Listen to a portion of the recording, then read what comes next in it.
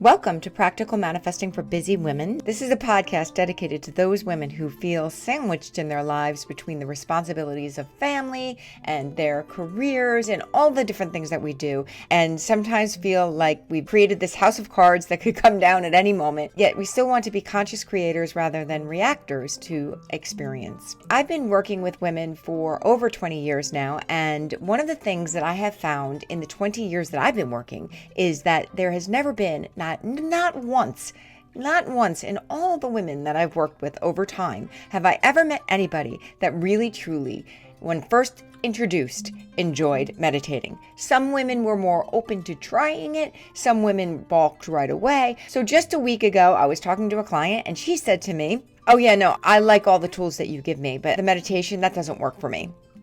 And I'm going to be really honest about my own journey. In my own life, I would say for the last 8 years of my life, maybe 9, for the last 9 years of my life, I've been pretty on the ball when it comes to meditating, because for the 15 years before that, I had been really trying to make meditation a daily practice. And I resisted it, but I knew I wanted to do it for a long time. And then I tried, and I would be consistent for a few days, and then I would be inconsistent, and then I'd fall off the wagon and get back into consistency until it really dawned on me that I just felt like I liked who I was better when I meditated more often. I've also found that meditation makes everything better. So I get it. I get that if you're listening to this and you've come here for the tools because you want to manifest your life and be a conscious creator, and this woman's going to talk about meditation, blah, why do I have to do that? I'm going to tell you why. This is going to be my hard sell on meditation and why I think it's so important. If you want to really be a conscious creator, you need to go within. Manifesting is really all about being able to control your thoughts, not in the way of thinking, "Oh, what am I thinking right now?" No one's walking around going, "What am I thinking right now? What am I thinking right now?" But what we do notice, what is easy to notice, is when we feel less than content, when we feel unhappy. If you understand the mechanism of manifesting, all it is keeping your energy, keeping your thoughts focused on those things that bring you joy. The way you know if your thoughts are focused on those things that bring you joy is if you feel good in the moment. So really, manifesting is a way of keeping yourself working on feeling good in the moment, of focusing on what you love and just making more of that. So of course, we think of manifesting as bringing big things into our lives. And of course, we're all working on that, bringing the big things, bringing the little things. No one attempts to manifest because they just want to feel good right now. But the truth of the matter is, what manifesting is a way of controlling your emotional experience, which sounds so boring. Let's be honest. It's not really going to ignite your second chakra to think to yourself, "Oh, I want to control my emotional experience." What really does is say, "I'd like to be that best-selling author," or, "Oh, I'd like to take that yacht trip." Those things all sound juicy and delicious. Saying I want to control my emotional experience just sounds like, really? Why would I put any effort into that? However, it is through the controlling of your emotional experience that you become a conscious creator. Part of controlling your emotional experience is the ability to focus. And many of us struggle with that. I still struggle with focus in all these years. Focus is not easy for many of us. So really, meditation is the best way for you to start practicing the art of focusing. How can you focus on what you want if you can't focus on anything? And really what meditating is it's focusing on one thing, right? Because we can't focus on nothing. It would be great if we could focus on nothing, but we can't. We cannot focus on nothing. We can focus, though, on one thing. And what meditation does, it shows you how easily distractible you really are, which makes sense if you find yourself not able to attract what you want. And it gives you an opportunity to learn how to focus. That's the first thing. It teaches you how to focus.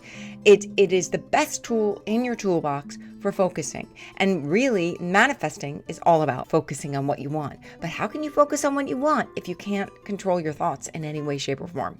And I know before I started meditating, it took me 15 years really to become a better meditator. And I'm not going to lie, there's still times I sit down and find 1,000 different ways to distract myself before I start doing it. But even more important than just being able to control focus, even more important than that, is the idea of what we're doing when we're manifesting is we're creating new patterns, right? We have patterns of thought and we're creating different patterns of thought. Our patterns of thought have gotten us what we have right now. So if you want something different, you start with you and your thinking. And how are you going to create different patterns of thought if you can't even pay attention to the patterns of thought that you currently have? But even more important than that, what meditating does is it creates space for what you want to come in. And so let me explain what that means. We are so action oriented, and that is what we would call a yang energy. Yang energy, if you ever studied that, it's fiery, it's hot, it's action oriented. We do stuff in the world. But just as important, actually, in the art of attracting is creating space for what you're attracting, which is a yin energy. Yin is cold and receptive and open. So if you think about creating space for something, how can you bring something new into your energy field if you haven't created the space for it? What meditation does is it creates space for inspiration. How can you be inspired if your thoughts are going 100 miles a minute? You're not creating space for inspiration. But the truth is, it's not always when you're meditating that you get inspired. It is almost like, imagine trying to get water into a hose and you haven't opened the spigot, right? You haven't turned it on so that the water can come through the hose. It's a way of creating an opening so that the ideas can flow through. Without creating the opening, you're working off of your ego mind. In order to manifest goes to the superconscious. It goes to source, or whatever you want to call it, superconscious energy. That superconscious energy is not accessible when you're busy. It's just not, unless you're so busy that you just get out of your own head. But really, if we want to bring in a higher thinking, we've kind of got to get out of the way. And what meditation does is it gives you an opportunity to get out of the way so you can bring in higher thoughts. So you can bring in thoughts and inspiration from a higher source so that you're not just operating on action. One of the things A Course in Miracles teach is there is no difference between having and being. And so if you want to attract something, you have to become it first. You have to make the space for it. You have to sit in that energy of it. And so meditating is a way of becoming it first. I know you're busy. I know you're busy. And I know you feel like, but I'm doing nothing. I'm wasting my time. I have laundry to fold and bills to pay. And you want me to go sit and do nothing. And you think that's going to help attract? Yes, because what it does is it creates space to speed things up and create miracles, to bring in higher energy. So you're not just working off your own thoughts, you're working off highest thoughts. And finally, what meditation does is it raises your vibration. What the heck does that mean? So if you think about right now, you have an energy broadcast. Your energy is set to a certain dial, and that dial is attracting whatever you're getting, right? So if you want to understand what you're getting, understand that you are the source that's attracting it.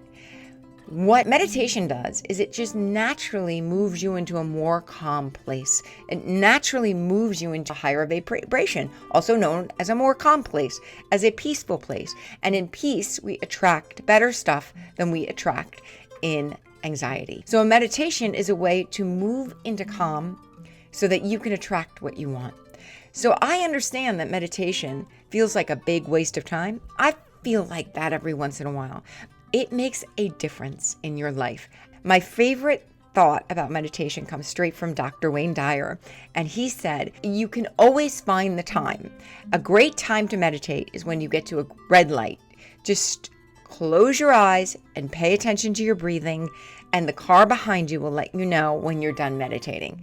They'll think you were on your phone. He didn't say that because he said that many years ago, but it doesn't matter. Let them be angry. If you have no time, you'll always come to red lights. It's a good time to take a breath. If you struggle with meditating, Dr. Joe Dispenza's breath work is a great way to start, because what it does is it brings your body into calm to meditate first. You could look it up right on YouTube, Dr. Joe Dispenza's breath work.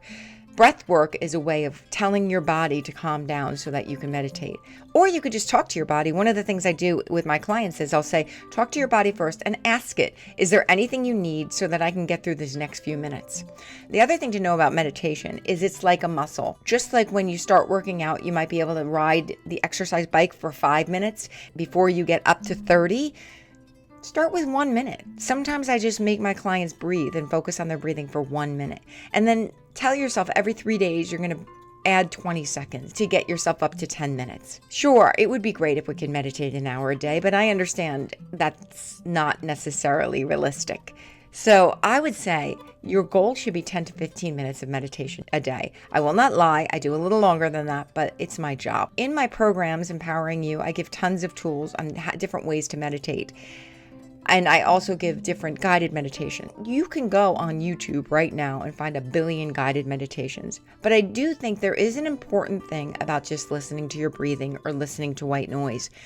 Every once in a while, allow yourself just to do that. It's just the most quiet way that you can make space for inspiration. Just allow yourself to focus on your breathing for a few minutes a day, and it creates so much space for inspiration, and it really will help your manifesting efforts. So if you're interested in learning how to become a conscious creator, and if you'd like to work with me, my name is Kim Mazzella, and I have so many programs. I have programs at all different price points, but you could also work with me directly in my program called Empowering You, the advanced program, and it's a 12-week program where I teach you almost 40 different tools. We see which tools are the right tools for you. You will get very clear about what you want. You'll get a path to creating what you want.